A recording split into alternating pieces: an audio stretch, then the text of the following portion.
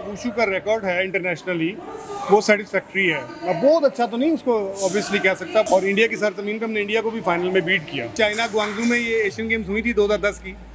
China was third and हम लोग second पर थे। जो डिस्क्रिमिनेशन बहुत ज़्यादा थी, 10 लाख पे, 8 लाख पे, 6 लाख पे, 5 लाख पर मंथ पे। अब वो आए, उसके बाद कई गेम्स में जिनमें वो थे 10वीं पोजीशन, 9वीं पोजीशन, उसके बाद वो अपने मुल्क वापस चले गए। उनकी सीवी तो बेहतर हो गई, वो काउंटेबल भी नहीं है, हम उनसे क्या पूछेंगे। पाकिस्तान का मुल्क, उनको क्या दर्द होगा। कंपैरेटिवली सारे मेडल पाकिस्तानी कोचेस के अंडर आए थे, तो अनफॉर्चुनेटली पाकिस्तानी कोचेस को एक सिंगल पेनी भी नहीं दी गई। अगर आप चाइना में जाके किसी को जैकी चैन का पूछो तो उनको पता ही नहीं होता है वो कौन है।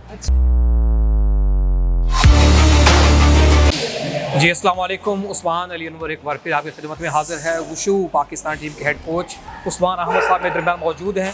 कैंप लगा हुआ है, तैयारी का सिलसिला जारी है और सर भी भरपूर अंदाज से प्लेयर्स को ट्रेनिंग करवा रहे हैं।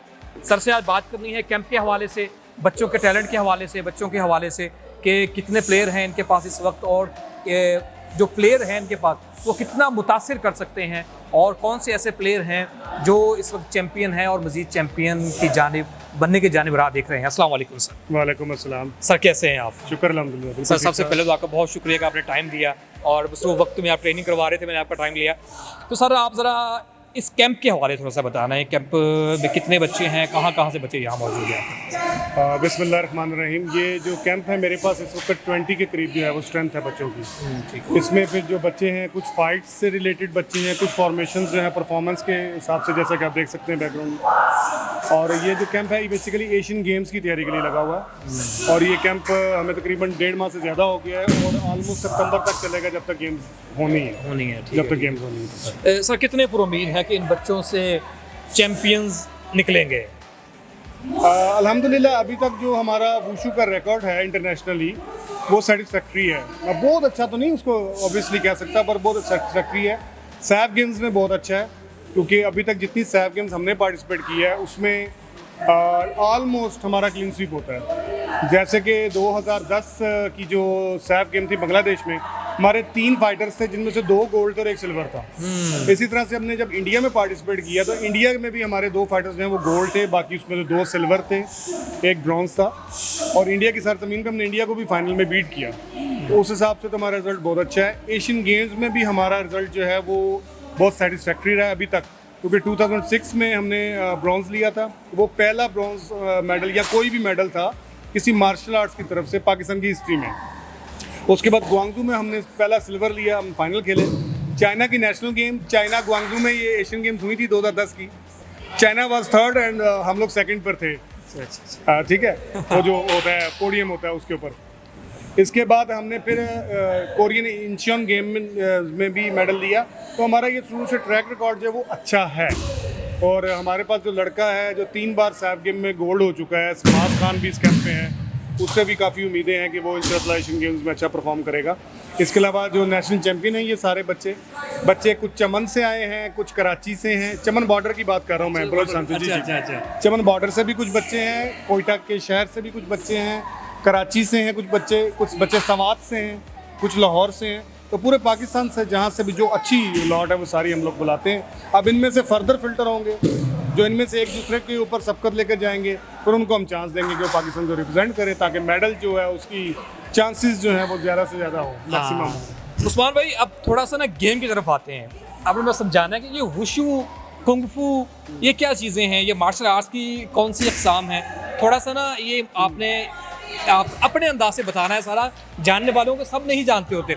हम सिर्फ इसको जोडो कराटे समझते हैं कि कराटे खेल रहे हैं, लेकिन मैंने अभी बैठ के देख रहा था बहुत सी अलग अलग गेम्स हैं। वो कुछ अलग खेल रहा है, कुछ अलग खेल रहे हैं। ये कौन से गेम्स हैं, क्या तफसीलें बताना है आपको? इसको समझने के लिए ना एक आम आदमी के लिए मैं समझाता हूँ।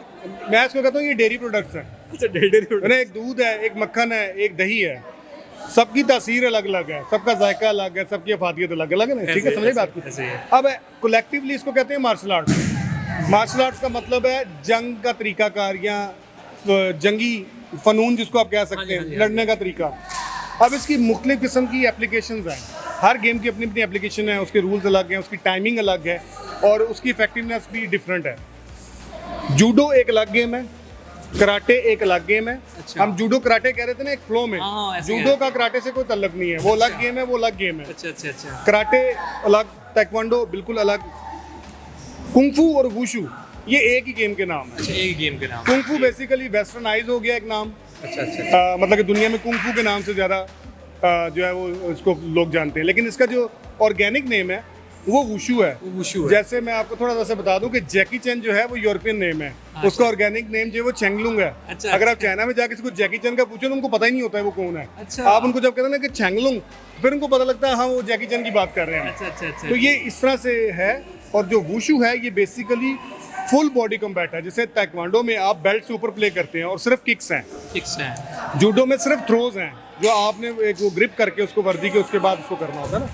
इसी तरह जो है वुशु जो है इसमें बॉक्सिंग पंचेस हैं, फुल फ्लेज वाइल्ड पंचेस भी हैं और घूम के रिवर्स पंच भी है। अच्छा। इसमें फ्रॉम टो टू हेड आप किक कर सकते हैं, ठीक, और इसमें आप ग्रैबलिंग भी कर सकते हैं, थ्रोज कर सकते हैं, मतलब आप उठाकर फेंक सकते हैं, कुश्ती भी शामिल है। तो ये फुल बॉडी कॉम्बैट गेम है। ये डिफरेंस है बाकी गेमों से इसका। और इसकी जो दूसरी फॉर्मेशन है उसको हम कहते हैं ताउलू का वर्ड यूज़ करते हैं। ये फॉर्मेशंस होती हैं, डिफरेंट एक्सरसाइजेज होती हैं जिसकी डिफरेंट फील्ड और ब्रांचेज हैं। उस ब्रांच में रहकर आपने उस फॉर्मेशन को परफॉर्म करना होता है। अगर आपके पास पार्टनर नहीं है तो आप सेल्फ ट्रेनिंग कैसे कर सकते हैं बेसिकली। वो फर्दर आगे 10 इवेंट्स हैं उसके, जिसमें कुछ वेपन्स हैं, कुछ खाली हाथ हैं। वेपन्स में तलवार है, नेज़ा है, लाठी है। अच्छा, और खाली हाथ में उसका एक साउदर्न स्टाइल है, एक फुल रेंज बॉक्सिंग है। तो इस तरह से वो डिफरेंट इवेंट्स है। टोटल जो इवेंट वुशु में होते हैं 11 वेट्स होते हैं, अच्छा अच्छा। 10 जो है वो फॉर्मेशंस होती हैं, तो 21 कैटेगरीज होती है इसके अंदर। किस कैटेगरीज होती जी, हैं? इस तरह और से। आपके पास जो कितनी कैटेगरीज के प्लेयर इस वक्त खेल रहे हैं यहाँ पे? एशियन गेम्स में 5 कैटेगरीज हैं, जिनमें से हर कंट्री जो है वो 4 में पार्टिसिपेट करेगा, एक हमने लेफ्ट करनी है। अच्छा अच्छा अच्छा। -56, -60, -65, -70, -75 ये कैटेगरीज है 5। इनमें से एक ड्रॉप होगा, 4 जो है फाइनली वो पार्टिसिपेट करेंगे। 4 फाइनल पार्टिसिपेट करेंगे। सर आखिरी सवाल है मेरा, वो है असल इन बच्चों की जो वो कहते हैं ना कि ये खर्चों के हवाले से, कि इन बच्चों को कितना हुकूमत साथ देती है, कितना फंड देती है, ये बच्चे या अपनी मदद आपके तहत ये सारा काम कर रहे हैं? देखें, जब ये बच्चे कैंप में आते हैं, सभी नेशनल कैंप में आ गए, अब ये हुकूमत की जिम्मेदारी है। और हुकूमत जो है, पाकिस्तान स्पोर्ट्स बोर्ड जो है वो अपनी जिम्मेदारी बखूबी निभा रहा है। और इसको बड़े आसान तरीके से होता है ना कि ऊपर से एक ऑर्डर आ गया, पैसे आ गए, उसको एग्जीक्यूट करना है। जैसे यहाँ पे जो डायरेक्टर साहब जो इस सेंटर के हैं, नसरुल्लाह राना साहब जो हैं, उसको बड़ा प्यारा, बड़े अच्छे तरीके से एग्जीक्यूट कर रहे हैं। बड़ा अच्छा हमें रूम में फैसिलिटेट किया गया है। खाने के लिए मेस है जिसमें अच्छा खाना जो है बच्चों को प्रोवाइड किया जाता है। एक्स्ट्रा डाइट में हमें दूध भी दिया जाता है। इसके अलावा कुछ डेलीज हैं बच्चों को पॉकेट मनी के लिए भी, पर मंथ वो भी मिलती हैं, तो अच्छा है। लेकिन बहरहाल एक हम लोग जिस तरह के हम एक गरीब मुल्क हैं हम लोग, मैं नहीं कह सकता कि हम लोग कोई रिच कंट्री तो नहीं है, हमारे अपने दूसरे मसाइल भी हैं, तो वो कंपैरेटिवली कुछ बड़े मुल्कों से तो कम है, लेकिन ठीक है, अच्छा है, किया जाता है सपोर्ट, ऐसी बात नहीं है। कैंप्स में तो किया जाता है, कैंप्स में किया जाता है। कैंप्स में किया जाता है। सर आपने सर उस्मान की बातें सुनी कि उन्होंने आज बहुत तफसीलन जो मैं सवाल उनसे पूछना चाहता था तो उन्होंने उसका हक अदा किया, बड़ी तफसील से बताया इस गेम के हवाले से। जैसे हम सिर्फ कराटे समझते थे, उस तरह कराटे नहीं है, और बहुत सी गेम्स हैं और ये समझ लें कि वो बाई प्रोडक्ट्स हैं। जैसे दूध की बात की उन्होंने, तो वाकई मेरे इल्म में बहुत इजाफा हुआ है। आप भी सुन रहे हैं, आपको भी यकीनन बहुत महसूस होंगे इस बारे में जान के। और इन बच्चों के हवाले से बच्चे मेहनत कर रहे हैं, मेरे कभी आप देख सकते हैं, और हम चैम्पियन भी हैं। हम थोड़े वसाइल में चैम्पियन हैं। अब ये सोचिए कि हम थोड़े वसाइल में चैम्पियन हैं, हमारे पास वसाइल आ जाएंगे तो हम क्या कर जाएंगे दुनिया में। लेकिन हिम्मत। और सर बात करना चाहते हैं और बात कर लेते हैं, इंटरव्यू खत्म करने से पहले। जी सर। अच्छा, इसमें एक तो थोड़ा सा व्यूअर्स के लिए इन्फॉर्मेशन है। हाँ, कि जैकी चैन जो है, जो हमारा मेडल कंपटीशन होता है, एक इवेंट है, उसका नाम है नानचुआन साउदर्न बॉक्सिंग। जैकी चैन जवानी में उसका चैंपियन था और जेट ली जो है चांगचुआन में चैंपियन था। ये दोनों बेसिकली वुशु के प्लेयर हैं, अगर आप इसको सर्च करेंगे तो आपको ये मिल जाएगा नंबर। नंबर 2, बड़ा सीरियस नोट मैं एक बात करना चाह रहा हूँ कि हमारे यहाँ पे जो असल चीज़ लैक कर रही है वो आ रही है कोचिज़ को ऑन नहीं किया जा रहा है। कोचिज़ को ऑन नहीं मैं थोड़ा सा इसको एक्सप्लेन कर देता हूँ। जैसे कि मैं 2010 में मैं कोच था नेशनल टीम का ग्वांगजू एशियन गेम्स में। उस एशियन गेम्स में पाकिस्तान ने काफ़ी मेडल्स लिए थे। हमने स्क्वाश में 2 गोल्ड लिए थे, हमने हमारी फीमेल टीम जो थी क्रिकेट की उसने 1 गोल्ड लिया था, हमारे जो कबड्डी ने सिल्वर लिया था, वुशु ने सिल्वर लिया था। पहला सिल्वर टेबल पर पाकिस्तान के लिए आया। तो मेरी ये उस वक्त के प्राइम मिनिस्टर से भी ये बात हुई थी कि देखें, जो आपने फॉरेनर कोचेस बुलाए हैं, नो डाउट ठीक है, उनकी टेक्निक कहीं हमें रिक्वायर होती हैं, और हर गेम में ज़रूरत पड़ती है, लेकिन उनको जो है ना, जो डिस्क्रिमिनेशन बहुत ज़्यादा थी, 10 लाख पे, 8 लाख पे, 6 लाख पे, 5 लाख पर मंथ पे। अब वो आए, उसके बाद कई गेम्स में जिनमें वो थे 10वीं पोजीशन, 9वीं पोजीशन, उसके बाद वो अपने मुल्क वापस चले गए। उनकी सीवी तो बेहतर हो गई, वो अकाउंटेबल भी नहीं है, हम उनसे क्या पूछेंगे? पाकिस्तान का मुल्क, उनको क्या दर्द होगा? कंपैरेटिवली सारे मेडल पाकिस्तानी कोचेज़ के अंडर आए थे, तो अनफॉर्चुनेटली पाकिस्तानी कोचेज़ को एक सिंगल पैनी भी नहीं दी गई। तो ये एक बड़ा अनफॉर्चुनेट सी बात है। मैं समझता हूँ खिलाड़ी को आप प्रमोट लाजम करें, उसका हक है, लेकिन जो मुर्गी है जिसने अंडे देने हैं वो कोच होता है। कई खिलाड़ी पहले बहुत अच्छे थे, वो रिटायर होकर चले गए हैं, उसकी जगह नए खिलाड़ी तैयार हो गए ना। तो कोच तो अपनी जगह होता है, कोच की लाइफ कितनी है, कोच की लाइफ सारी ज़िंदगी चल सकती है, खिलाड़ी की तो प्लेइंग लाइफ जो बड़ी लिमिटेड सी होती है। इसके ऊपर मैं समझता हूँ बहुत ज़्यादा काम करने की ज़रूरत है हमारी गवर्नमेंट को।